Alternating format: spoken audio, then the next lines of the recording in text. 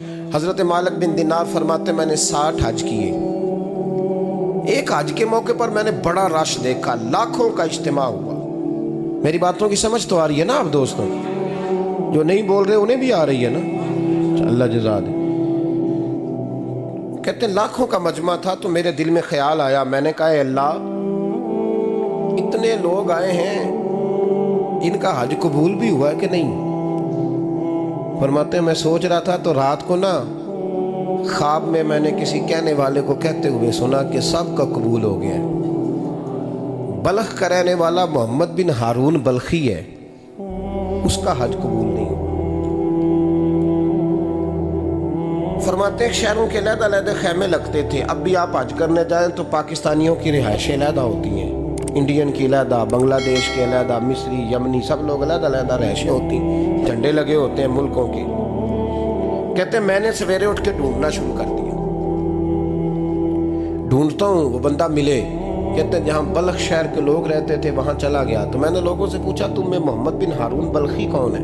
लोग कहने लगे वो तो बड़ा नेक आदमी है, परहेजगार है, बड़े भोले भाले, बड़े अल्लाह वाले, रियाज आपको बस हम ही जानते हैं, वो तो बड़ा नेक है, परहेजगार आदमी। तो मैंने कहा अच्छा कहाँ है? उन्होंने कहा पहाड़ के पीछे उसने खैमा लगाया हुआ है, सारी रात इबादत करता है, सारा दिन रोजा रखता है, कायमुल लैल है, साइमुद दहर है। क्या बात? फरमाते मैं उन लोगों की बात सुन के हैरान हो गया कि मुझे क्या बताया गया, ये क्या कह रहे हैं? फरमाते मैं पहाड़ के पीछे गया।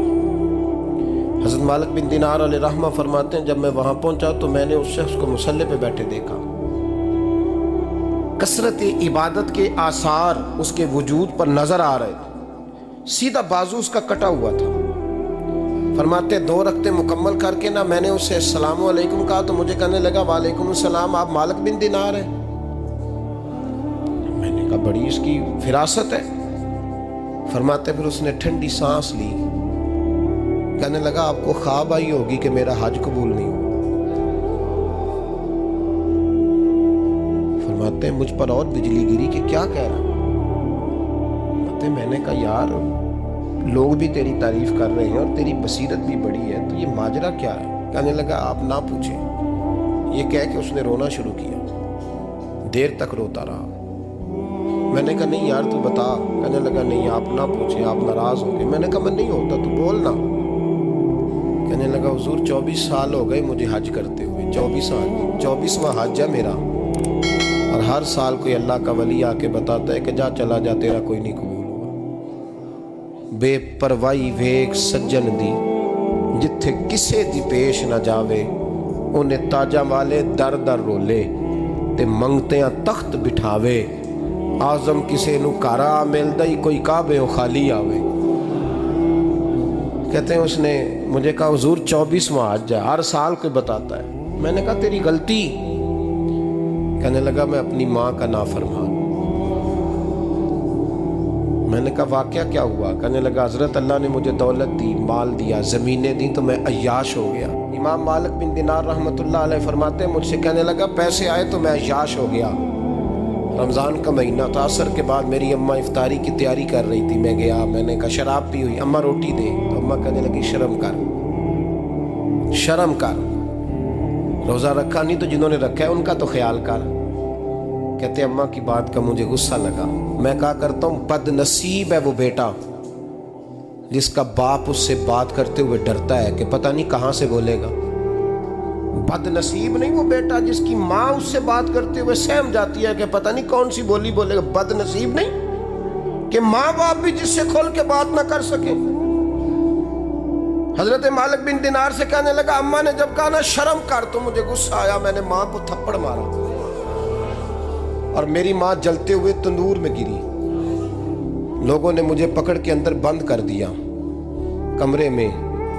सारी रात मैं शोर सुनता रहा पर नशे में धोत रहा। सवेरे आंख खुली तो मेरी बीवी बैग बांध रही थी। मैंने कहा कहाँ जा रही हो? कहने लगी जो माँ का नहीं बना मेरा कैसे बनेगा? वो मैंने कहा मेरी अम्मा का वो तो लोगों ने रात को ही दफन कर दी जनाजा पढ़ के। तड़प के कहने लगा मुझे क्यों नहीं बताया? तो कहते हैं लोग कहने लगे तेरी मरती हुई माँ कह गई थी इसे मेरा मुंह ना देखने देना। मेरे जनाजे के करीब ना आए। हज़रत मालिक बिन दिनार फरमाते हैं जब उसने ये बात सुनाई तो मैंने भी उसके मुंह पे थप्पड़ मारा। मैंने कहा तो इसी काबिल है।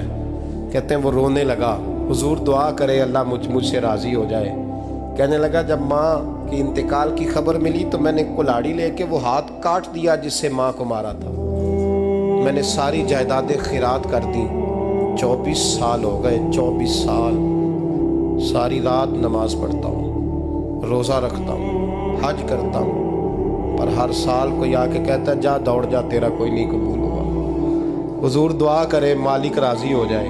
फरमाते मैं थप्पड़ मार के आ गया। मैंने कहा तुझसे राज़ी हो जाए इतने जालिम से?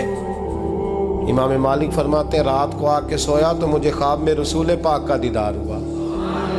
तो नबी पाक अलैहिस्सलाम ने फरमाया मालिक तू उसे मायूस क्यों कर आया है, अल्लाह तो बड़ा मेहरबान है। कहा हुजूर माँ के नाफरमान को माफ़ी कैसे मिलेगी? तो इमाम मालिक फरमाने लगे नबी करीम ने फरमाया जा उसे जाके बता दे तुझे क़यामत में तेरी माँ की वजह से बख्श दिया जाएगा। कहा हुजूर अम्मा की वजह से किस तरह?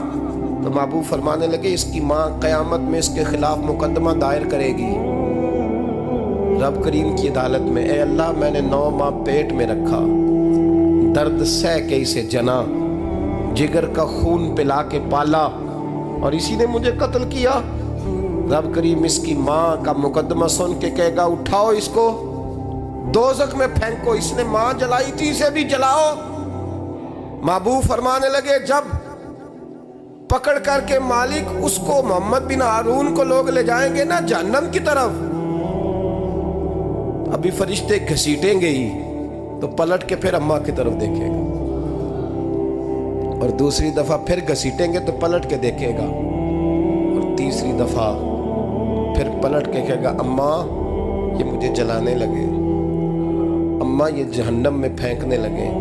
मेरे हबीब फरमाने लगे वो जल के मरने वाली माँ वहाँ भी बोल पड़ेगी, कहेगी या अल्लाह चल मैंने माफ़ किया तू भी माफ़ कर दे, ऐ अल्लाह मैंने माफ़ किया तू भी माफ़ कर दे, अल्लाह तू माफ़ कर दे इसे।